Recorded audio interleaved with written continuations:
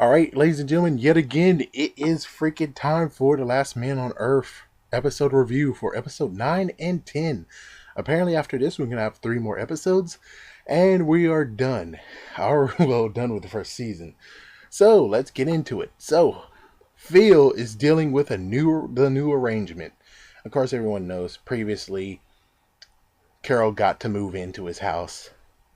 So, okay, let's continue on. So, another reason why they needed separate houses is because she has sleep apnea, and because of that, her machine or her mask actually makes noises. And since it does, it keeps him up at night, and it really isn't fair for him. I mean, when it comes to technically, they should actually be in separate rooms. I mean, if you're going to live in the same house, at least live in separate rooms, so at least when you do fall asleep, it will be common courtesy. Instead of being like, oh, well, we're going to sleep in the same bed. Oh, too bad. You're going to have to enjoy my... Which is really messed up. I mean, a wife actually knows how to really be considerate. That's one thing about being married, is you have to be considerate. But she just moved right on in because she wanted to be close to him, even though he needs his sleep.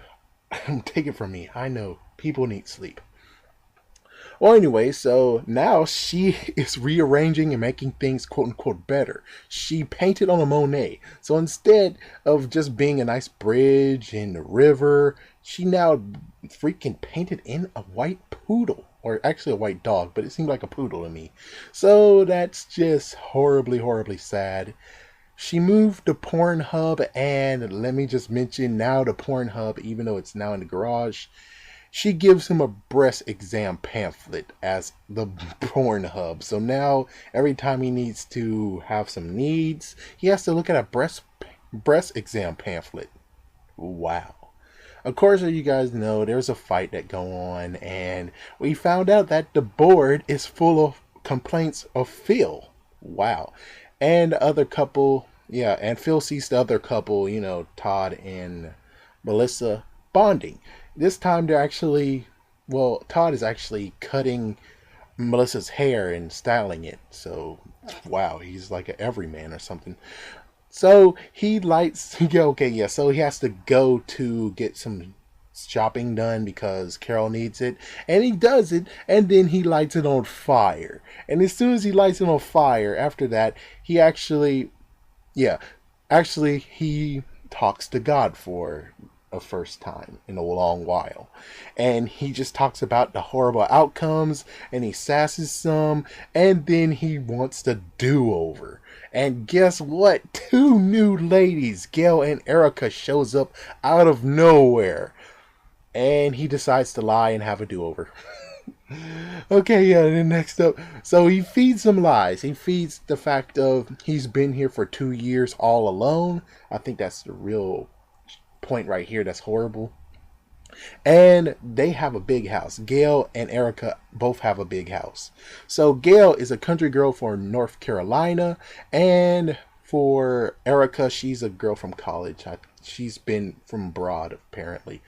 So yeah, I didn't get that part because I was talking to a friend, so that kind of sucks. But anyways, yeah, so Gail had a husband, but he died, and after he died, she decided to do a bucket list. And she went to the White House, and that's when they both found each other. And then after that, they just had a wild time together. So it looks like they found the same thing. The fact that he had a sign that says alive in Tucson. And again, that is really, yeah. And here's the part, is that if he actually did what they said, all you need to put in an address, then technically Gail and Erica would have shown up at his house, and then total game over right there. Total game over. But anyway, so it seemed to me that there was going to be a crazy 3-way that might have happened. And Phil has his ring on still. Oops. But he covered it. Yeah, he covered it. So anyways, he got a dinner invite. And Carol was worried, and Phil's covers was shopping. So he got shopping for her and shopping for him. And I was going to say, oh man, it's something unbelievable. But instead she said he found his smile. I thought she was going to go super inappropriate and say, oh, so while you were gone, I bet you just had a nice little alone time to Yeah, you know how freaking Carol is. So, anyways, since she came up with the idea of getting away, and by getting away, he found a smile. I think it was some kind of stupid movie she quoted, but I don't give a crap about the movie because that's Carol. Screw Carol. But anyway, so he made a good idea of the good plan. So he decides to cover his dinner date or dinner invite with camping. So he's going to go camping. And she asks, "Where's your camping gear?" And he says, her smile in the moon is his camping gear. Funny. Funny. Corny, but funny. So he went to the bar to vent and talked a little bit to get ready to actually go to them. And he did. And he's all dressed up. Gail can cook.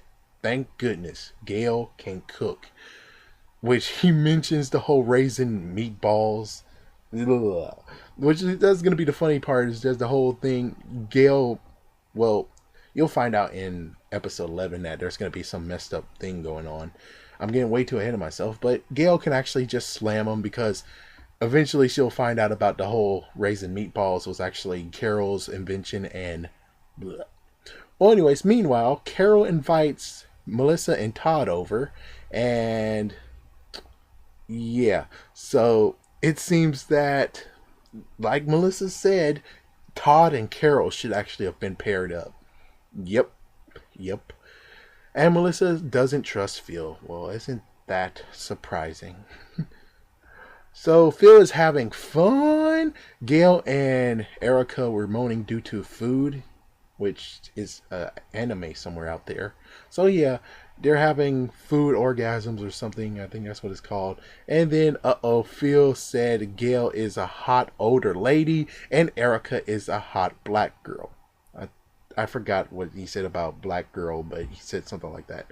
So, yeah, that's when he screwed himself up. And now he has to cover up what he said yet again. But he failed. Damn. But he tells the truth about Carol. And meanwhile, Carol's talking and yeah, Carol talks to those two, saying that she can trust him and everything. And then laugh out loud when he says Carol is dead, using Todd's sad effect on him. Smart move. Smart move. So, yeah, he saved the whole entire situation, and Gail wants them all to skinny dip in a hot spring, which that brings up the whole they're gonna drive. At first, I thought it was gonna be in the backyard, which I'm like, oh, phew, but no. Apparently, they're gonna have to drive to a hot spring. So Carol, Melissa, and Todd. Todd defends Phil and wants to do a good deed for him. So Todd's idea was to get a bunch of balloons and fill the house with them. And then you have the whole driving scenario where they're driving to the freaking party place, and Gail and Erica is driving to the hot springs, and that's where you get the damn. And I'm like, thank God it ended there because that was really, really messed up. Oh, ouch, that just hurts. That really does hurt. If you're Team Phil, it does hurt. If you're Team whoever, most likely Team Melissa is the next people, or I don't know. But if you're not Team Phil, then why are you watching it? But anyways, let's get on to episode 10, Pranks for Nothing. So Melissa again is the bad guy here. I'm going to seriously have to reflect on this. So yeah, there's going to be a reflection video very, very soon about this. But anyways, Melissa's a bad guy. He's starting to say, hey, you trust him now and everything. Now everyone is at Phil's throat. Gail and Erica is pissed off due to the information that he didn't tell them that there were others than just him. He tries to care, but yet again, Melissa freaking does her thing, Her dark side takes over. My goodness. And tries to brush it off as a prank. Yeah, Phil tries to brush it off as a prank. Now Melissa turns Todd, and Todd is now super disappointed. And now he's straight up just not with Phil anymore. He's not on Phil's side. Now they leave him to walk. Just like how he was going to do Todd, but he didn't do it. Which kind of makes him a bigger man in a way, because At least when he was super angry and everything, he couldn't do it. But those two, all five of them, were able to just drive away. Technically, in that situation, Phil is the better person. I'm sorry, but I just have to point that fact out. You just have to point that out. But anyways, he makes it, and it turns out everyone's on the silent treatment. This is really painful to watch. I kept on screaming, please shoot me. Just shoot me. This is horrible. Yeah, so everyone's at the table except for Carol. Carol is missing. So after a while, he's just replenishing himself, I guess that you can say that. He goes home, and Carol is pissed, and now she's trying to be a ghost, which I got it, but Phil had to be told that. Or she didn't get him to register that. Either way, she talks and etc. and insults him and everything, she's pissed off. And here's my thing, is that if she loves him so much, then why not let it go? Because if you love someone and you see that everything that's going on here, I mean, chances are she had hunches and stuff of Phil basically trying to get away. I think it's a good idea to let him go, which she does, but it's kind of like you're doing it too late. I mean, when Melissa came, should have been the perfect opportunity for you to be the bigger woman, or technically bigger man, and just let him go so he can be happy for himself instead of being in this messed up marriage here that he was forced to do. Quote unquote forced to do. So she kicks him out of his house. Very ridiculous. It technically should be the other way around. You need to go back to your house and freaking get Todd, since you're good friends with Todd. Get him to fix your door finally. So, damn. Well, anyways, there is a reef, and it's a bit cute. I do have to admit, it's a bit cute.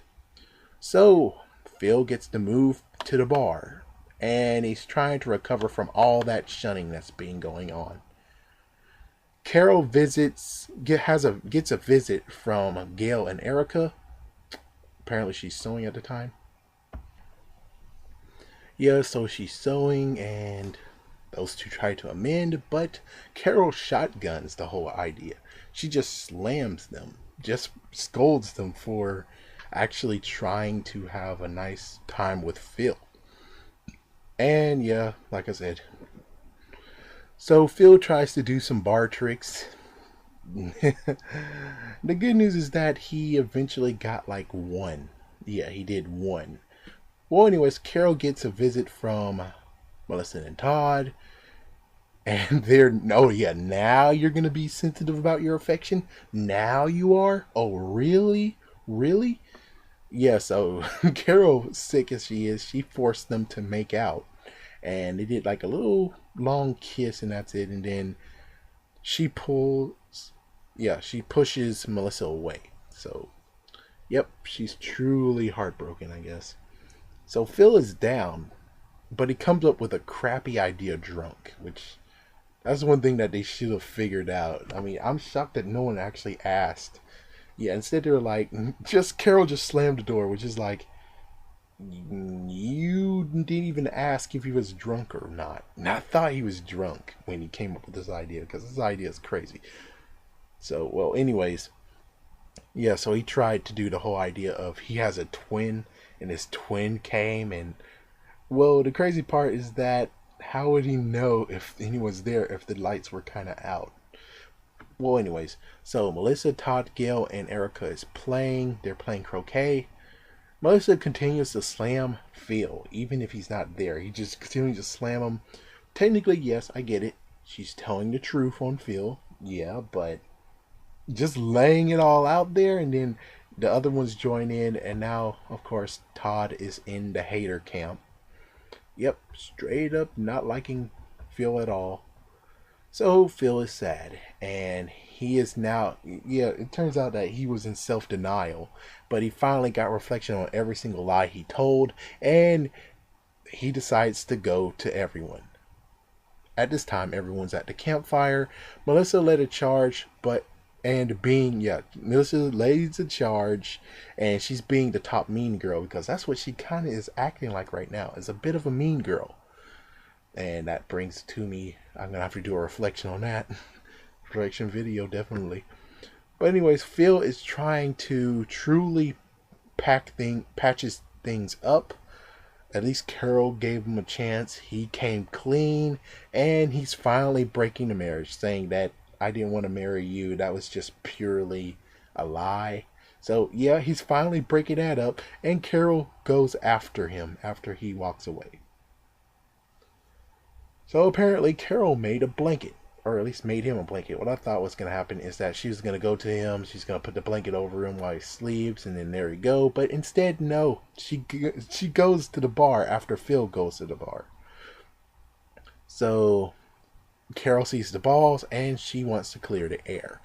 Which is kind of crazy is the fact that she kept on saying no applause or anything, and then Phil was trying to say something, but she's like, shh, shh, oh my gosh. Like, really? This is messed up. But anyway, so she says her quilt is ugly. She admits it is. And she explains some kind of crap. And then finally, she gives him divorce papers. So she's actually going to divorce him. And apparently, she just wants him to be happy, which is kind of like, okay, so why did you try to move in and everything? He didn't want you to move in, but apparently you forced that on him, which is horribly, horribly messed up, especially with your sleep apnea. But anyways, so, yep, and vice versa. He said that he wants her to be happy too. So they're still friends, and then they start kissing a few bits, and then that's it. Okay, let me just say one thing before I just do a little reflection part, and then I'm done. So his hair changed. Did you know that? The fact that his hair changed, his hairstyle changed. But anyways, there's some messed up stuff here. Some things I'm gonna just say on my what if part. I'm gonna keep that. Other than that, it's kind of like really messed up. I mean, you have Carol who's trying to be a good quote unquote wife, and also trying to move in the house even though it's his house. It's his rules. You move there. He didn't move into your house. So it's technically his rules. And then you kick him out? I thought you were law abiding. If you're a law abiding, yeah. Anyways, if you're a citizen who obeys the laws, then technically in the laws, it's his house, you get out. Not it's his house, but you moved in, and since you're the wife and you're pissed off, he gets out. No, that's not how it goes. Yeah, it is not how it goes. Anyways, what about your freaking tomatoes and all the crops? What about those? Yeah, and then you have Melissa. Melissa, my goodness. You know, now I'm gonna change my option and just still say I'm gonna become a monk still. But of course, given it took Phil and his minor flaw to actually have her lash at him. So it's kind of like a wounded giraffe or something. And as soon, or technically no, it's like a shark. As soon as a person go in the water and they shed blood, a shark just straight up attacks. That is exactly what Melissa did. Is as soon as Phil has a minor flaw in him, she starts to freaking damn attack. She attacks on this flaw, and then she tries to look for more flaws, and then straight up attack him to the max, which is like, yeah, that's messed up. Todd, it was sad about Todd, the fact that he's a good guy. I would figure he would still say Phil has a bit of in him. And it's really, really crazy. It's the fact of Phil should have put it together. I mean, Todd should have put it together when he said she's hot and I want to have sex with her. And then the idea of they went out and drive, and technically he should came to the point of saying, oh my gosh, he was going to leave me out in the desert. But yet he didn't. It's like, yeah, Todd, you need to snap that together and figure out, yes, Phil is not a real bad person at all. He has some flaws. Everyone has flaws. But he's still not a bad person, and you shouldn't give up on him like that. You shouldn't have. Hopefully, by the next few episodes, he actually will find, yeah, Phil will actually have a second chance with Todd. I really hope so. Anyways, as for Gail and Erica, I'm glad that Gail can cook, and I really hope that Phil lands on Gale, or at least have a few meals with Gale instead of freaking damn Carol over there with her crappy meals. Really, really crappy meals. I don't even know who really cooks. I mean, technically Melissa should be cooking, but I bet Todd's taking care of that because Todd is. Yeah, and I think that's about it. And as for Erica, well, not much on her, but she is kind of. Well, anyways, I think take. Wow. Well, let's get this idea right quick. So Erica is a broad student, I guess.